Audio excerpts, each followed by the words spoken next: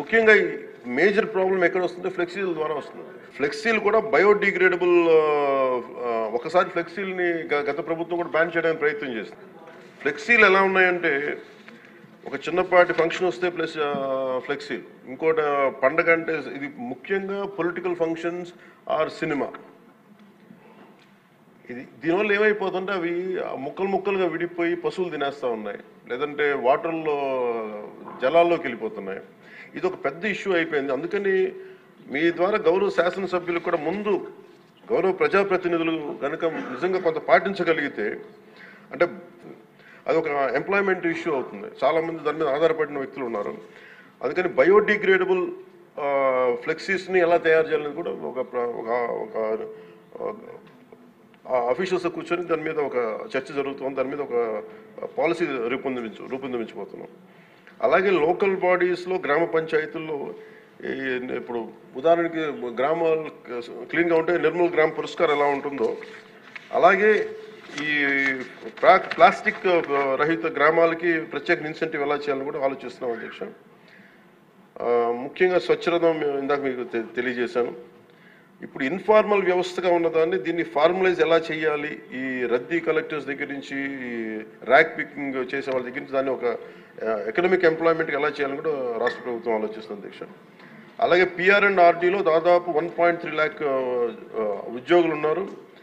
అలాగే సర్పంచ్లు కావచ్చు, ఎంపీటీసీలు కావచ్చు, లోకల్ బాడీ స్ట్రెంత్ 1.22 lakh జనం ఉన్నారు అధ్యక్ష.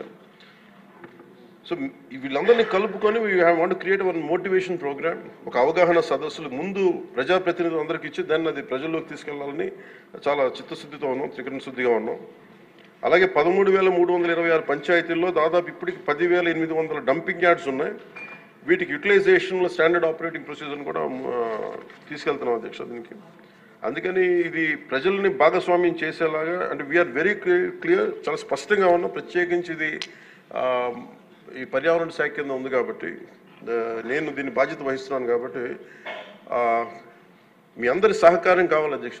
దీన్ని ఇంకొక మీ దగ్గర నుంచి కోరేది కూడా ఏంటంటే, on record I would like to say, ఇంకొక నెక్స్ట్ అసెంబ్లీ సెషన్లో పర్యావరణం మీద లేదంటే కాలుష్యం మీద మీరు ఒక ప్రత్యేకమైన చర్చ జరగాలి దీని మీద. ఎందుకంటే ఇది అవగాహన మీరు చూస్తే చాలా చాలా కీలకం. ఇది మనం డబ్బులు చూస్తున్నా, అభివృద్ధి చూస్తున్నా, కానీ తద్వారా వచ్చే కాలుష్యం ఏంటో మనం చూడట్లేదు. నిజంగా తల్లి మనం తాగే పాలలో కూడా అంత కాలుష్యం పెరిగిపోయింది, తిండిలో కాలుష్యం పెరిగిపోయింది, క్యాన్సర్స్ పెరిగిపోతూ ఉన్నాయి. ఇది గౌరవ సభ్యులు దీన్ని ప్రస్తావించినందుకు దీన్ని మనస్ఫూర్తిగా వారికి నా అభినందనలు, ధన్యవాదాలు తెలియజేసుకుంటున్నాను సార్ అధ్యక్ష మీతో. Thank you. కళ్యాణ్ గారు.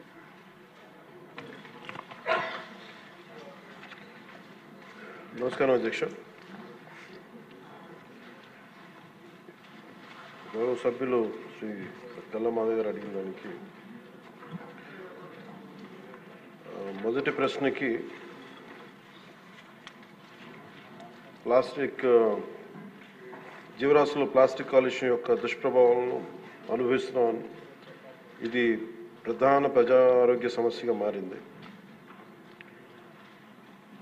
ప్లాస్టిక్ కాలుష్యం తగ్గించడానికి కానీ దానికి సంబంధించిన వివరాలు ఏమిటని చెప్పడానికి BNCకి ఆంధ్రప్రదేశ్ ప్రభుత్వం environment, forest and science and technology department రాష్ట్రం మొత్తం మీద ఒక్కసారి మాత్రమే వినియోగించే ప్లాస్టిక్ వాడకాన్ని నిషేధిస్తూ ఉత్తర్వులు జారీ చేస్తుంది. అలాగే ప్రభుత్వ ఉత్తర్వులు ఇచ్చిన సూచనలు అమలు చేయాలని municipal administration, urban development, Panchayati Raj వంటి అన్ని శాఖలను, ఇతర శాఖాధిపతులను కూడా జిల్లా కలెక్టర్లను ఆదేశించడం అయింది.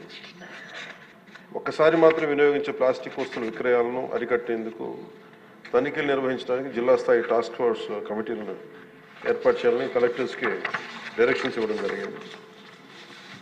ప్రభుత్వ నిబద్ధతను ప్రదర్శించే ఉద్దేశంతో రాష్ట్ర ప్రభుత్వం సచివాలయం మొత్తం ప్లాస్టిక్ రహిత జోన్గా ప్రకటించింది. ఈ ప్లాస్టిక్ సీసాలకు బదులుగా గాజు సీసాల్లో తాగునీటిని సరఫరా చేయడానికి ప్రత్యామ్నాయ ఏర్పాట్లు చేయడం అయింది. అలాగే ఆంధ్రప్రదేశ్ కాలుష్య నియంత్రణ మండలి వేరు చేయబడిన ప్లాస్టిక్ వ్యర్థాలను ప్రత్యామ్నాయ ఇంధన వనరుగా, ఆల్టర్నేటివ్ ఫ్యూల్ రిసోర్స్గా ఉపయోగించేందుకు 8 సిమెంట్ కోక్ ప్రాసెసింగ్ ప్లాంట్లకు 46 ప్లాస్టిక్ వ్యర్థ రీసైక్లర్స్కి అనుమతించింది. ఏపీ పొల్యూషన్ కంట్రోల్ బోర్డు ద్వారా ఆంధ్రప్రదేశ్ ప్రభుత్వం ఒకేసారి మాత్రం వినియోగించే సింగిల్ యూజ్ ప్లాస్టిక్లు బదులుగా పర్యావరణ అనుకూల ప్రత్యామ్నాయాల వినియోగాన్ని ప్రోత్సహించాలని భాగస్వామ్య శాఖలన్నింటినీ ఆదేశించింది. అలాగే రాష్ట్ర ప్రభుత్వం సర్క్యులర్ ఎకానమీ కార్యక్రమాల్లో భాగంగా రాష్ట్రంలో ప్రాంతాల వారీగా సర్క్యులర్ ఎకానమీ పార్క్స్ని ఏర్పాటు చేయాలని ప్రతిపాదించింది. అందులో ప్లాస్టిక్ రీసైక్లింగ్ యూనిట్లు కూడా ప్రోత్సహించడం అయింది.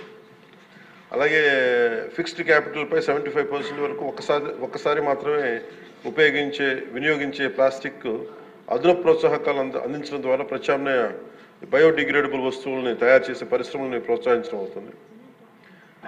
పౌరుల్లో అవగాహన కల్పించడం దీంట్లో చాలా కీలకమైన అంశం అధ్యక్ష. ప్రభుత్వ విధానాన్ని అమలు చేయడంలో పౌరులు కూడా చాలా క్రియాశీలక పాత్ర వహించాలి. సో ఇందాక లాస్ట్ ఫ్యూ మంత్స్గా మేము చేస్తున్న ఎక్సర్సైజ్ కానీ ఇవన్నీ ఒకసారి సభ దృష్టి కూడా తీసుకొస్తున్నాం అధ్యక్ష. ఉదాహరణకి మీరు ఫ్లెక్సీస్ ఎందుకు ప్రభుత్వం తరఫు నుంచి అన్ని చేయగలుగుతున్నాం, కానీ దీంట్లో పౌరులు ఒక బలమైన భాగస్వామ్యం తీసుకోకపోతే మటుకు ఇది ముందుకు తీసుకెళ్ళడం చాలా అది మనం ఎంతసేపు ఆదేశాలు ఇస్తున్నాం కానీ కింద దాకా ఎందుకు ఆ పొల్యూషన్ సింగిల్ యూజ్ ప్లాస్టిక్ ఎందుకు ఎందుకు దాన్ని ఇంప్లిమెంట్ చేయలేకపోతున్నటానికి ఇది మనందరికి కూడా ఒకసారి ముఖ్యంగా పొలిటికల్ పార్టీస్ కానీ ఈ ఫ్లెక్సీస్ వల్ల ఏం జరుగుతుందంటే అధ్యక్ష, ఇది ఒక ప్లాస్టిక్ మన అందరి దైనందిన అంటే డే టు డే జీవితంలో చాలా అంతర్భాగం అయిపోయింది. కూరగాయల్లో వాటి దగ్గర నుంచి నీళ్ళ బాటిల్స్ కావచ్చు, ఇయర్ బడ్స్ కావచ్చు, ప్లాస్టిక్ ప్లేట్స్, ప్లాస్టిక్ గ్లాసెస్ ఇవన్నీ సౌకర్యం కలిగిస్తున్నాయి. కానీ ఈ టెంపరీ సౌలభ్యం ఇది పర్యావరణాన్ని కలుషితం చేసుకుంటా చివరికి ఇది ఏ స్థాయికి వెళ్ళిపోయిందంటే ఇది ఒక్క ప్లాస్టిక్ మనం భూమిలో మనం ఇమ్మటానికి కనీసం 300 years పడుతుంది అధ్యక్ష. మనం వాడుతున్న ప్రతి ప్లాస్టిక్ అది ఈరోజు ఏమవుతుందంటే మనం పాలు తాగుతున్న పశువుల కడుపులోకి వెళ్ళిపోతుందో, లేదంటే మనం తినే ఆహారంలో భాగం అవుతుంది. అలాగే ఇప్పుడు ప్లాస్టిక్ విషయం తల్లి గర్భంలో కూడా పశువుల కడుపులోకి పుట్టే పసికందుల రక్తంలోకి చేరిపోయింది. ఆంధ్రప్రదేశ్లోనే చాలా సందర్భాలు ఆవుల కడుపులో సుమారు 60 నుంచి 70 కిలోల ప్లాస్టిక్ తొలగించిన సంఘటనలు నమోదయ్యాయి. ఇలాంటివన్నీ అందుకని మాకు లైఫ్ స్పాన్ ఈ ముఖ్యంగా స్టైరోఫోమ్ అయితే 500 years కానీ పట్టదు, అది పడుతుంది దాన్ని అవడానికి భూమిలో కలవడానికి. Plastic bag, plastic straw, plastic bottles minimum plastic bag 10 to 20 years, plastic straw అయితే 200 years, ప్లాస్టిక్ బాటిల్ అయితే ఏకంగా 450 పైచిలకు సంవత్సరాలు. సో ప్లాస్టిక్ పూర్తిగా భూమిలో కలిసిపోవట్ల. అది మోస్ట్ డేంజరస్ ఏంటంటే చిన్న చిన్న ముక్కలుగా విడిపోయి మైక్రో ప్లాస్టిక్, నానో ప్లాస్టిక్స్ రూపంలో నేల, నీరు, గాల్లో ఇప్పటికీ ఉండిపోతున్నాయి. ఇటీవల అధ్యయనాల్లో కూడా ముఖ్యంగా తల్లిపాలలో కూడా మైక్రో ప్లాస్టిక్ ఉన్నాయని తెలియజేస్తూ ఉన్నది. సో వీటన్నిటికీ సంబంధించి మేము ఒక నెక్స్ట్ 2-3 monthsలో చాలా ఒక డీటెయిల్ అనాలిసిస్, డీటెయిల్ ప్లాన్తో వస్తున్నాం అధ్యక్ష, ఒక యాక్షన్ ప్లాన్ తోటి. అది మీకు తెలియజేస్తాం. ఇప్పుడు ఉదాహరణకి పంచాయతీ ద్వారా మేము ఏం చేస్తామంటే స్వచ్ఛందం అనే కార్యక్రమం పెట్టాం. ఏవైతే ప్లాస్టిక్ వ్యర్థాల నుంచి నిత్యావసర వస్తువులు పొందుతూ ఉన్నారు, ఇది ఒక అవగాహన పెంచుతున్నాం. ఈ చెత్తను సేకరించి అలవాటుని పెంపొందింపజేస్తున్నాం. ఉదాహరణకి ప్లాస్టిక్ ఫ్రీ తిరుమలలో కాన్సెప్ట్ ద్వారా అంటే ఒక టెంపుల్ మనం తిరుమలకి వెళ్తే ఈరోజు మనం వెళ్ళి చూస్తే భక్తులు ఎవరు బాటిల్స్, కవర్స్ తీసుకెళ్ళకుండా ప్రత్యామ్నాయం గాజు సీసాలు, పేపర్ క్లాత్స్, బ్యాగ్స్ వాడుతున్నారు. సో లక్షలాది భక్తులు క్రమశిక్షణతో ఈ నియమాన్ని పాటిస్తూ ఉన్నారు. సో మన రోజువారీ జీవితంలో ప్లాస్టిక్ ప్రత్యామ్నాయంగా చెరుకు పిప్పి, తాటాకులు కానీ, వెదురు ఇట్లాంటి ఇత్యాది బయోడిగ్రేడబుల్ తోటి సేమ్ ఇదే తయారు చేసుకోవచ్చు. సో ప్లాస్టిక్ని నిరోధించాలంటే ముందుగా మూలాలపై దృష్టి సారించాలి. దానికి ప్రత్యామ్నాయ పరిశ్రమలకి సర్క్యులర్ ఎకానమీ పెద్దపీటలు వేయాలి. సో ఆ దిశగా గౌరవ ముఖ్యమంత్రి గారు కూడా వాటిని ముందుకు తీసుకెళ్తారు ఈ పథకాల ద్వారా. అలాగే పర్యావరణ పరిరక్షణ మా సహకారాన్ని అందిస్తూ ఉన్నాం. దీన్ని అందరం సద్వినియోగం చేసుకోవాలి. కాదు దీన్ని ప్రజలు కీలకమైన భాగస్వామ్యం ప్రజల్లోనే ఉంది. అలాగే ప్రత్యేక ప్రోత్సాహాలు విస్తృతంగా అమలు చేయడం ద్వారా పారిశ్రామిక వర్గాలను ఆకర్షించాలి. అప్పుడు ప్రజల ఆలోచన విధానం కూడా మార్పు అవసరం. ముందుగా మనకి యాజ్ ఎమ్మెల్యేస్గా కానీ, గౌరవ ప్రతినిధులుగా కానీ ఇది మనందరం ఒకసారి మీ దృష్టి ద్వారా అందరికీ గౌరవ సభ్యులందరూ తెలియజేస్తాం అధ్యక్ష. ఇక్కడ మనం సచివాలయం, ఇక్కడ అసెంబ్లీలో కానీ ఎక్కడ ప్లాస్టిక్ని వాడటం నిషేధించడం అయింది.